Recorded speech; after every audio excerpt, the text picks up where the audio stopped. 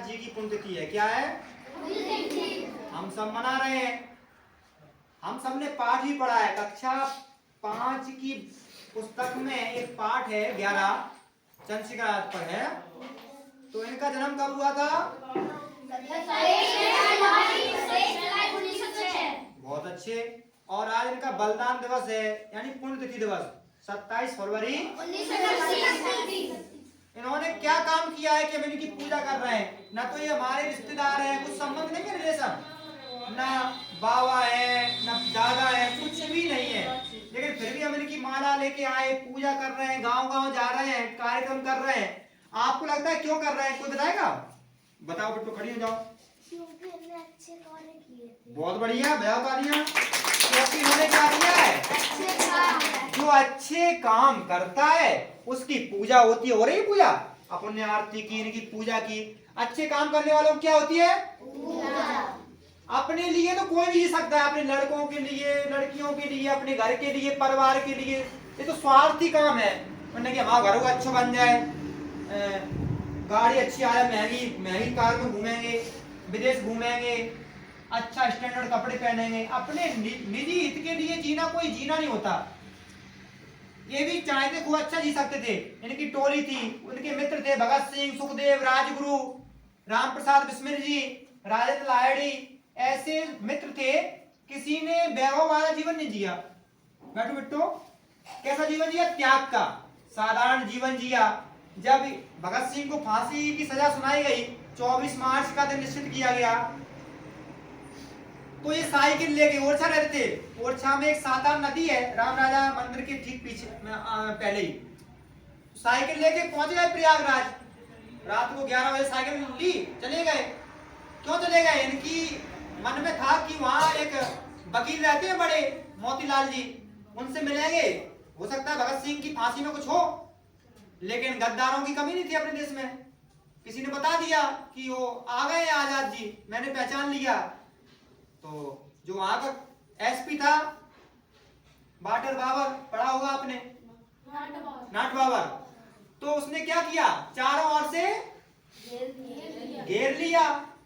गोलियां चली। चंद्रशेखर आजाद के पास भी पुटलियां रहती थी, जो को बांधे पट्टा, और एक कारतूस को अपने ताबीज बना के रखते थे। दुष्टों को मारा। जब अंतिम गोली बची तो एक कल्पना आई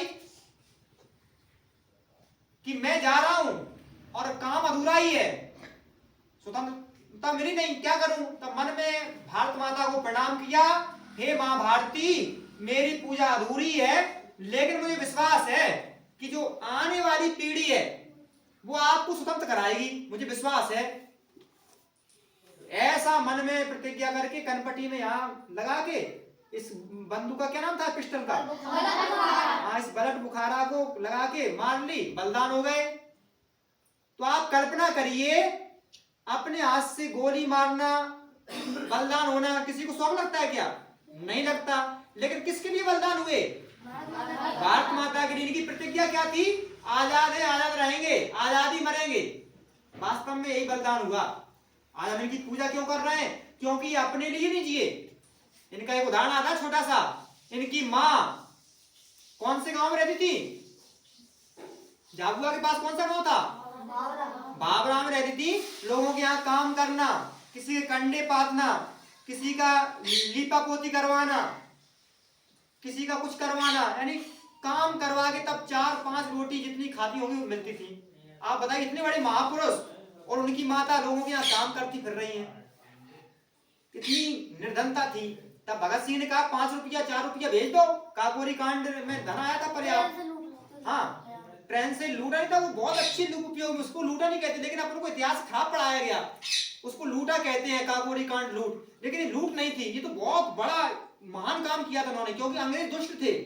किसी को भी फांसी पे लटका देना, किसी को भी गोली मार देना, किसी की भी हाथ काट देना, कितने खराब थे अंग्रेज। तो उन्होंने काकोरी कांड में उन दुष्टों से अपना ही धन छीना, अपना ही धन था वो अपने देश का, लिया। और भगत सिंह ने कहा 5 रुपया भेज दो, 4 रुपया, माता जी कुछ खाती रहेंगी, वहां अपनी दवाई करवा लेंगी, बीमार है, सुना है बीमार हो गई हैं। तो चंद्रशेखर आजाद ने कहा मेरे पास एक बंदूक है, रिवॉल्वर, एक कारतूस ले जाओ और उनको मार दो, उन्हें तो मरना ही है।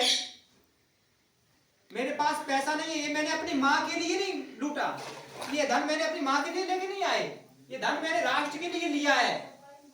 लोग पूछेंगे क्या तुम अपने घर के लिए लिया है धन? आपने जो सहयोग किया कि मैंने घर के लिए किया।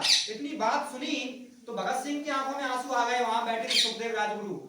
कहा वास्तव में आप आजाद कितने त्यागी हो, कितने समर्पण वाले हो। ऐसे लोग देश में हो जाए तो अपना देश स्वतंत्र हो जाए। तो निश्चित रूप से अपने घर पर 1 रुपया नहीं भेजा।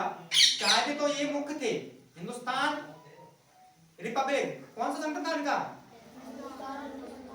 एसोसिएशन, इनका एक संगठन था, उसमें मुख्य भूमिका में थे ये, और सब इनको अपना गुरु ही मानते थे, सबके सम्मानित थे, भगत सिंह के, सुखदेव के, राजगुरु के, राजेंद्र सबके, क्योंकि इनका बड़ा प्रेम था। तो आज हम इनको इसलिए नमन कर रहे हैं, हम इन जैसा बने, इन जैसा जीवन जिए त्यागी। कुछ भी बन जाए हम, चाहे डॉक्टर बने, चाहे इंजीनियर बने, चाहे किसान बने, चाहे बड़े अधिकारी बने, चाहे नेता बने, हमें देश का धन नहीं लूटना, भ्रष्टाचार नहीं करना। आज क्या करते हैं, कुछ भी बन जाए, नेता बन जाए तो लूट रहे, अधिकारी बन गए तो लूट रहे। आईएएस आईपीएस हो या डॉक्टर हो, अपन सहायता मिलने जाओ, ऑफिस में मिलते हैं क्या? नहीं मिलते। 80-90% ऐसे हो गए हैं। और दूसरी ओर कोई गुंडा जाता है, माफिया जाता है, उससे पर्ची भेजी, मिल लेते हैं। अपन जैसे लोग जाते हैं तो वहां बैठे बैठे 4-4 घंटा लौटे आते हैं। ये क्यों हो रहा है? क्योंकि उन्होंने किताबें रट ली हैं। किताबें रट के क्या बन गए? आईएएस बन गए, आईपीएस बन गए, जो भी बनना है बन जाते हैं डॉक्टर। लेकिन उन्होंने भारत की संस्कृति को हृदय में नहीं उतारा, सनातन संस्कृति को नहीं उतारा। अपनी संस्कृति है पर हित सरस धर्म निभाई, पर पीड़ा सम नहीं अजमाई। दूसरों से प्रेम करना, एक दूसरे का सहयोग करना, ये संस्कृति किसकी है? हमारे भारत की, राष्ट्र की संस्कृति है। तो किसको लगता